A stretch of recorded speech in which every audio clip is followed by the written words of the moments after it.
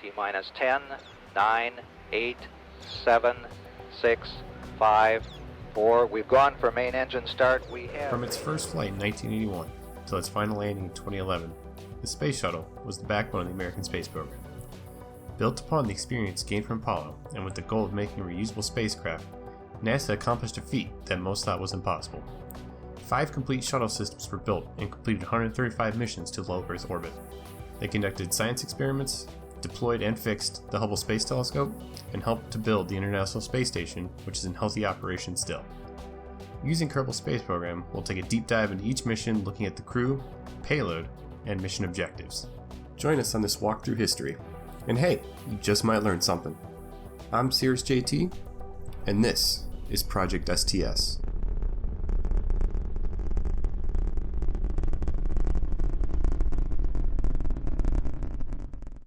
STS-41-D, the first mission for Space Shuttle Discovery.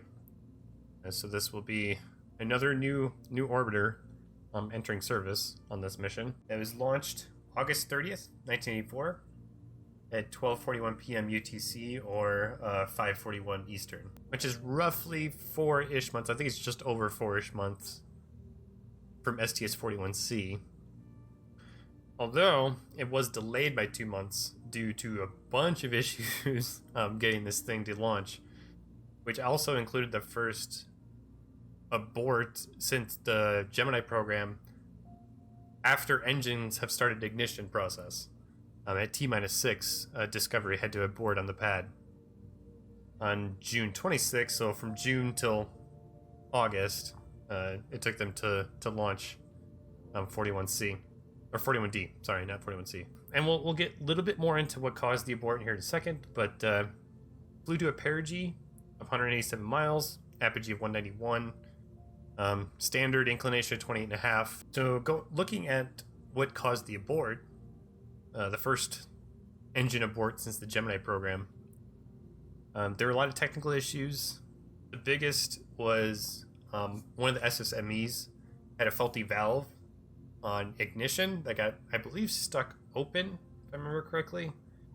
Yeah, it was a stuck valve that wasn't allowing proper liquid oxygen into the combustion chamber of the SSME, which, you don't get the proper fuel mixture, things could go very wrong very quickly. So they saw that, they shut it down, and then after the abort happened, mission control actually wasn't reading a full shutdown on SSME, which I think it was SSME 1, if I remember correctly. Did I write that down?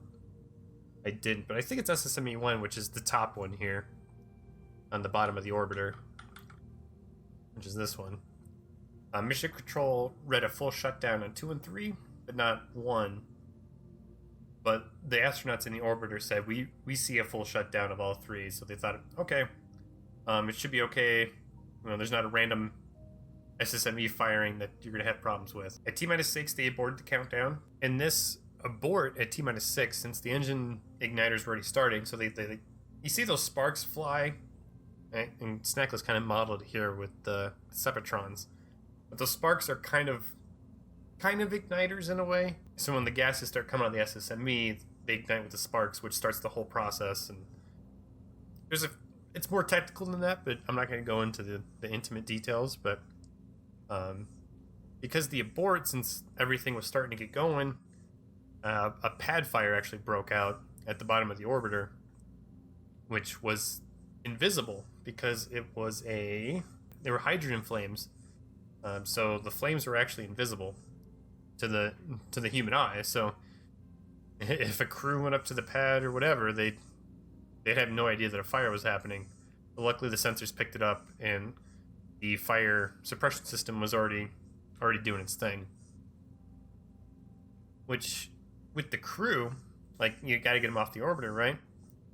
So they told them to exit the orbiter through the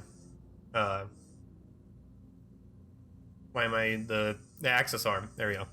They were told to exit through the access arm.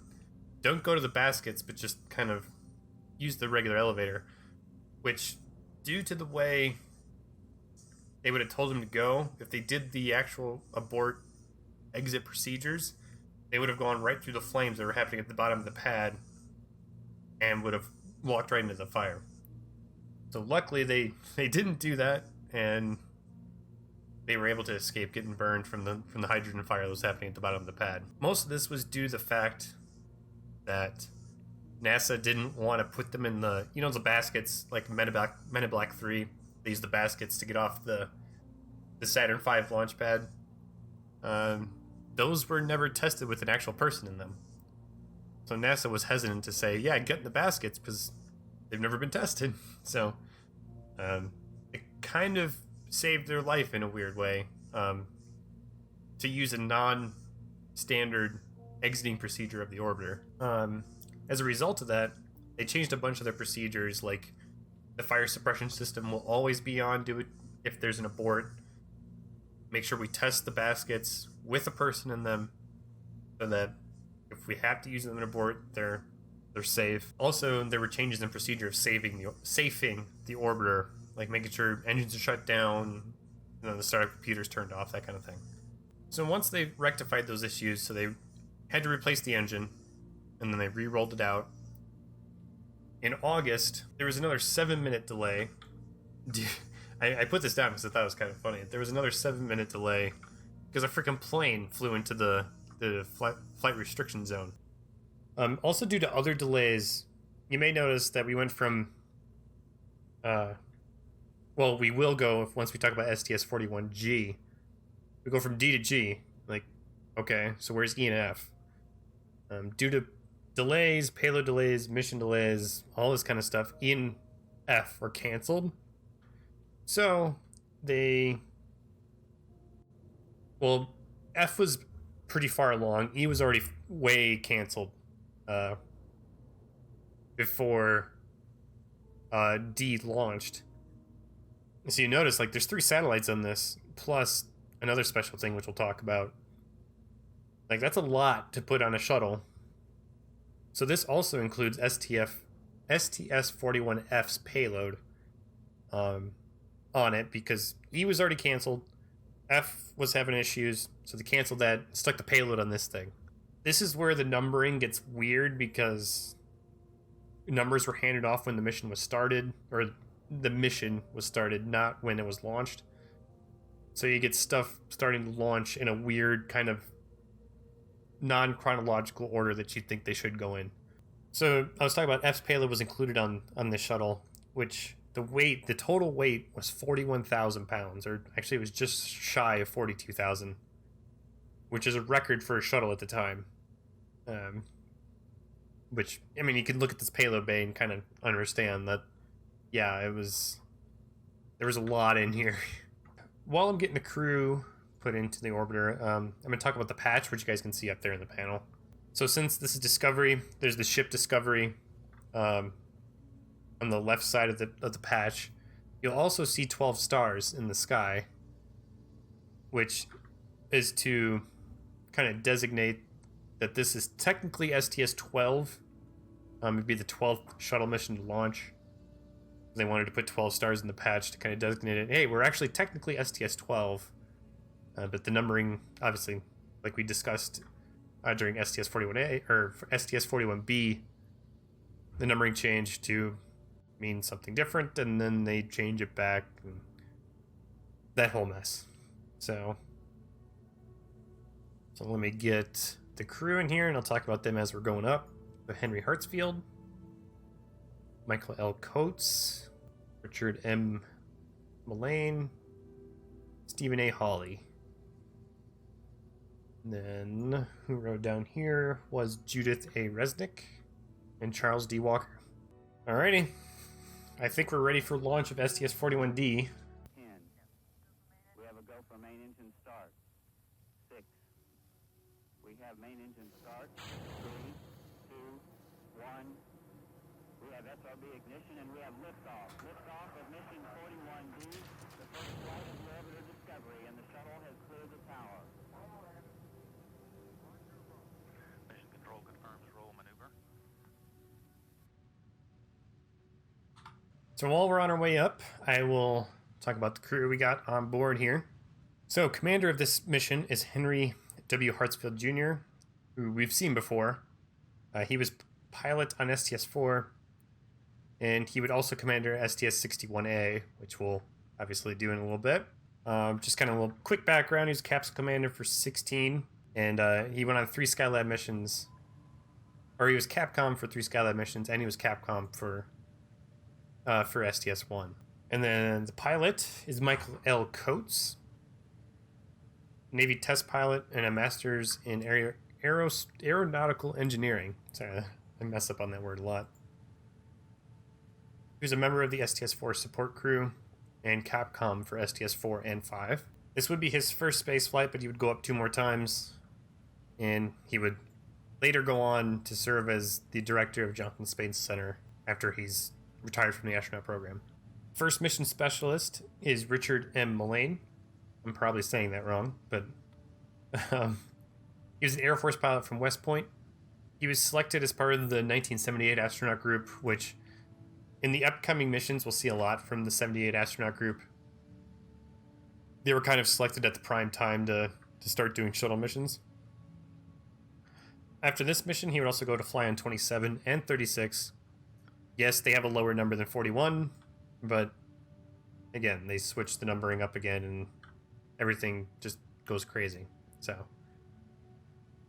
after he's retired from NASA, he's going to publish a book criticizing like some of the culture and stuff of the astronaut program, stuff like that. I didn't read too much into what his criticisms were, but I would venture a guess it had something to do with women in the astronaut program and how they were treated and stuff like that.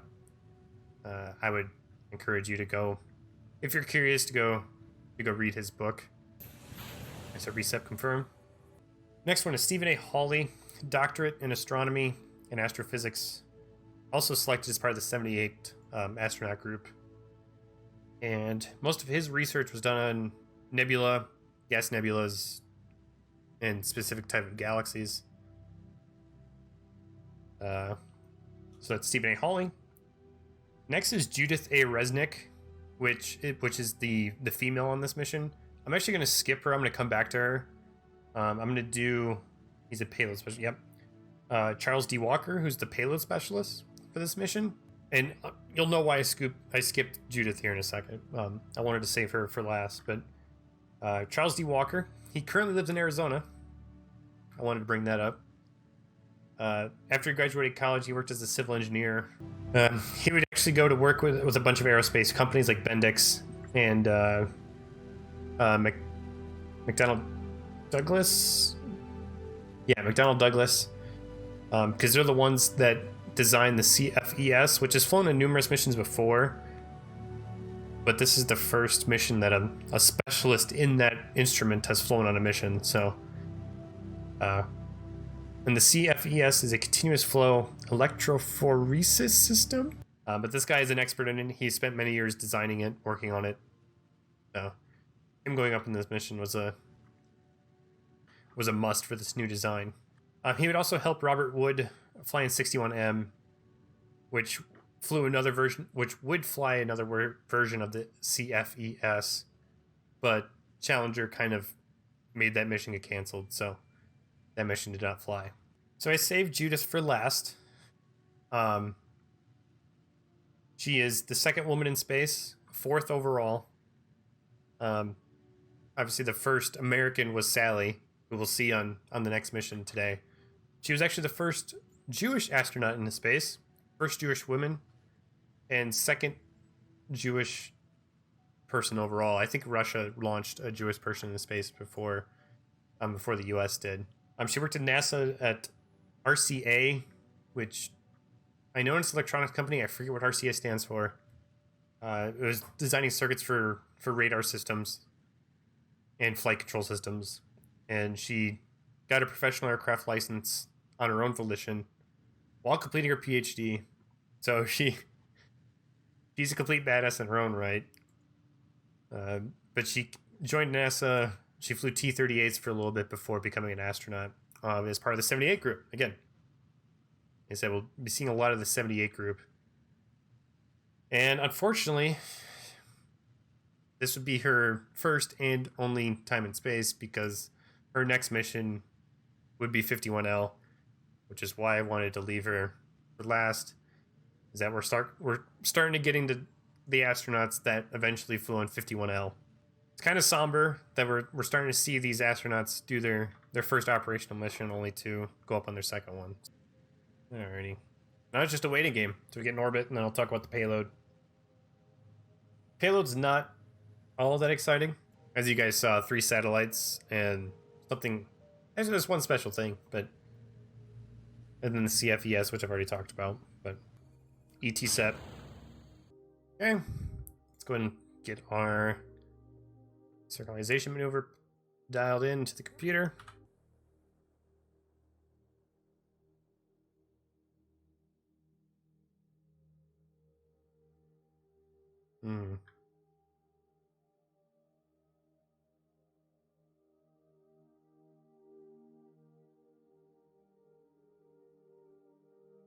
Go ahead and talk about the payload now, since we're in a nice steady orbit.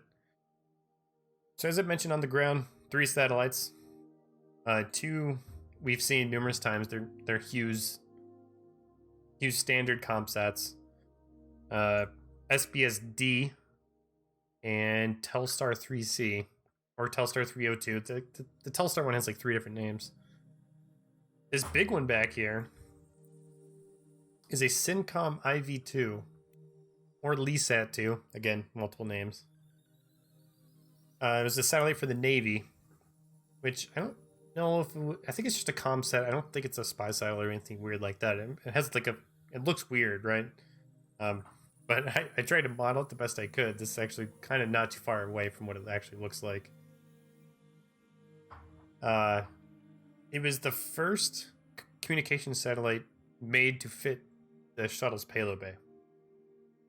Because like we've seen these like cylindrical Hughes satellites before, but this is the first one that's actually kind of made to fit nice and snugly inside the shuttle's payload bay. So yeah, a few hours after launch, they launched the big LESAT first, and the other 2. So I can go ahead and get that process started. Let's get the lights on, shall we? So we can see everything.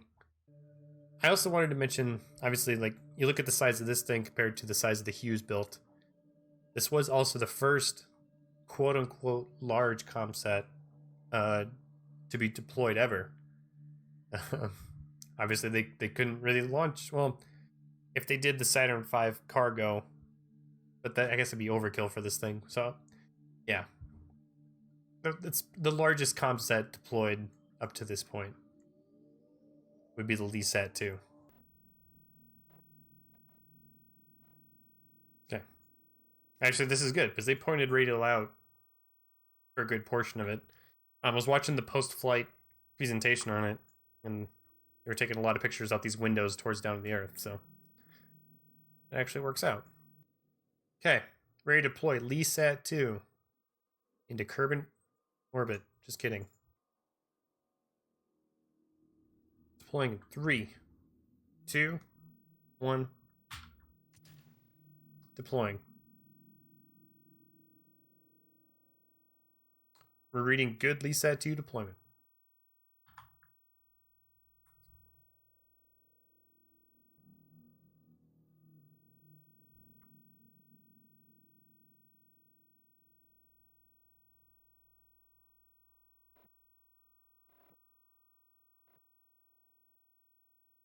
LESAT-2 is deployed.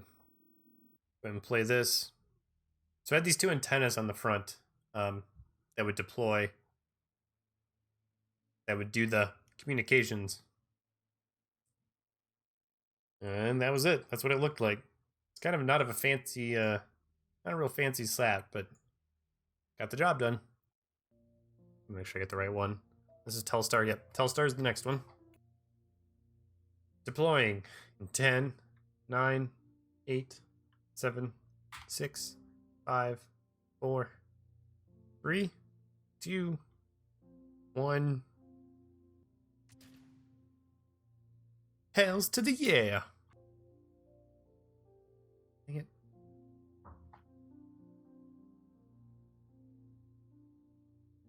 Beautiful. This would go on to raise its orbit. I'm not going to go through that entire process now. But and we've seen these satellites before. It does the same thing where it kind of expands out, the dish opens up, and it raises the orbit with the PMD. There were no issues with any of these satellites. So again, the satellites are uninteresting after they've been deployed. They kind of do satellite things and continue to satellite for a while. Locked back in on the radial out. Beautiful. At apoapsis, we are 35 seconds away. Let's get in deployment position. Go for another window this time. Starting deployment sequence of STS-D. Deployment's good.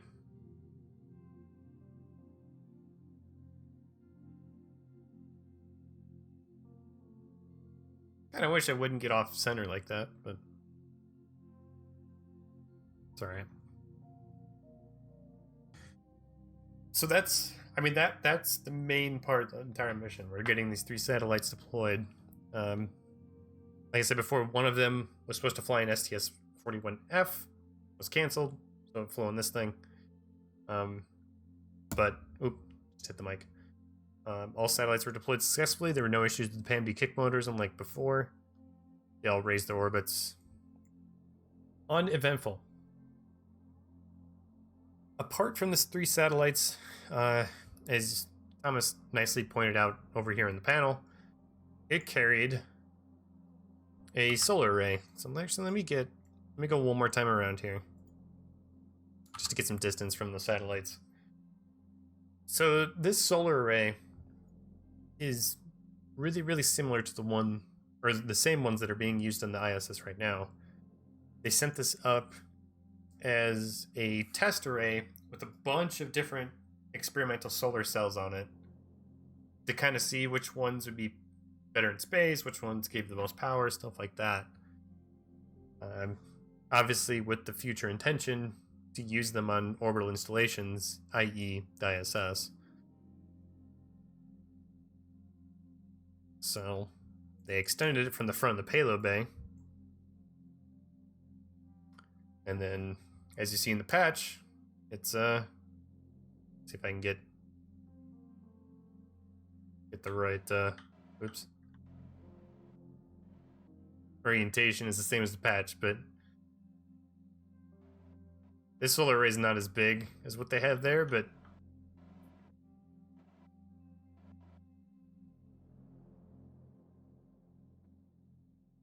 kind of get the idea. But they opened it up. They got a bunch of measurements on what solar cells worked good, which ones didn't. And like I said, were used for future solar arrays on the ISS. Along with the satellites, the solar array, there's a CFES, which I've talked about, built by McDonnell Douglas. That's why Walker was on this mission to operate that experiment alone. And he actually operated it for close to 100 hours throughout the entire mission. That was his primary focus, was to do that, was to operate the CFES. Also, if you want to know more about this mission, there's a documentary called The Dream is Alive, and there were IMAX cameras in the payload bay to do footage, or IMAX footage, for that documentary on this mission, which I believe this one is the second one to have those cameras after 41C, I believe. I may be wrong in that. I think C, D, and G were the 3 missions to have those cameras on them, so that documentary could be made. Apart from that, there's one more very, very important thing I need to talk about that happened in orbit with this mission, was that there was a problem with the wastewater the wastewater dumping system outside the orbiter, and a 2-foot long icicle of pee formed on the side of the orbiter in orbit. Which, reading that now reminded me there actually was an RMS on this mission, which I removed. But they used the RMS arm to snap off the pesicle from the side of the orbiter before re-entry. I kind of hope there's footage of that in the Dream is Alive documentary. There probably isn't, but it's kind of funny. There's a 2-foot long P icicle on the outside of the orbiter. Apart from that, that's the last details of this mission. It's kind of, apart from the delay at T-6, it was a pretty straightforward mission once they got to orbit. There was Discovery performed phenomenally. They implemented a bunch of systems and upgrades and stuff that they learned from Challenger and Columbia. So Discovery was a good orbiter, apart from the P-sicle. But if that's the glitch for the mission, apart from the T-6 abort, I think that's pretty good. So, with that being said, I think I'm ready to pack this guy up and send it back down to KSC.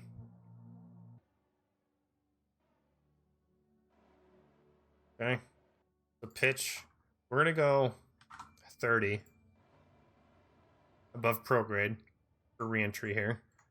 Let's go ahead and close the payload bay since we're gonna start on re-entry here. 145 left, that's perfect. That's what I accounted for, so we're good there. Okay. Let's shut these down. All right. Joystick's ready.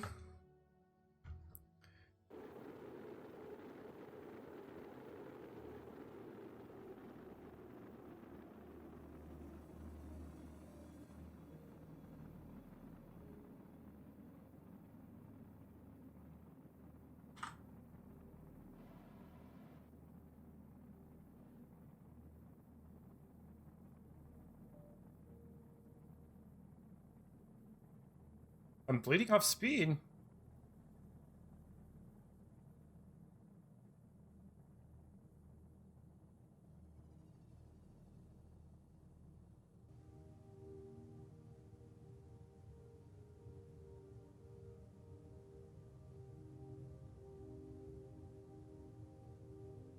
It's like I could do the thing where I pull up and then see if I can get some speed that way, but I think I'm falling too fast to get that to work.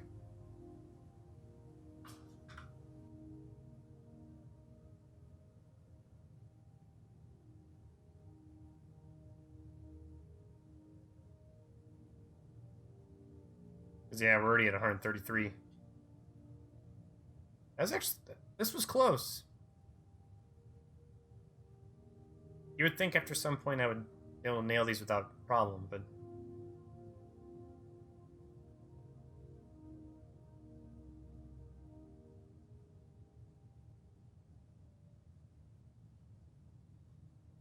yeah, I'm just gonna split these mountains, I guess, unless somehow I magically get over them. Contact. Cactus. Okay, I didn't think those were collidable.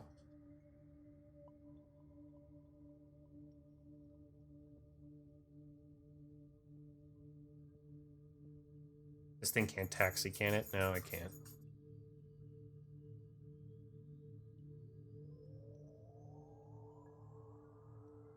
Little short, that's alright. Okay, there we go. STS-41-D's on the ground. Not where it should be, but it's on the ground. The last thing I wanted to talk about with this is it was kind of an omen for things to come, in that it was the first shuttle to have visible issues with the O-rings. A small amount of soot from the SRB got past the O-ring. It was obviously the first red flag that potentially there's a problem with the O-rings on the SRBs. As we know, that comes into importance in 51L, which we are getting closer and closer to. So, yeah, that is STS-41-D.